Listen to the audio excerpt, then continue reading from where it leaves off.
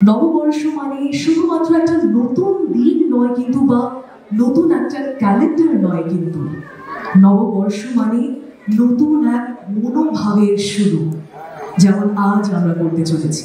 তাই আপনাদের প্রত্যেকের কাছে আমার অনুরোধ, একবার জোরে করতালি হয়ে যাক আপনাদের প্রত্যেকের জন্য, আল্ট্রাটেক সিমেন্টের জন্য।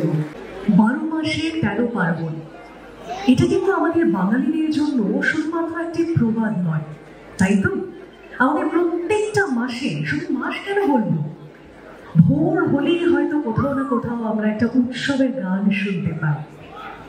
চৈত্র মাসে চড়ক, বৈশাখে নববর্ষ, জ্যৈষ্ঠ মাসে জামাই ষষ্ঠী, আষাঢ়ে রথযাত্রা, শ্রাবণে বর্ষা মঙ্গল, ভাদ্রে বিশ্বকর্মা, আশ্বিনে দেবীর আগমন, কার্তিকে ভাইফোঁটা, অগ্রহায়ণে নবম বর্ষার শেষ, পৌষে পিঠে পুলি পৌষ পার্বণ, মাঘে সরস্বতী, ফাল্গুনে দোল।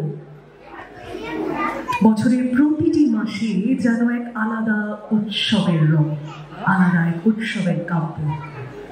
তাই এইবার আমাদের পরবর্তী প্রস্তুতিটিও কিন্তু 12 মাসে 13 পার্বণ। বৈশাখের যখন কথা হচ্ছে, বর্ষবরণের যখন কথা হচ্ছে, তো চলুন একটি অসাধারণ প্রস্তুতি আপনাদের সবার সামনে আমরা নিয়ে আসি।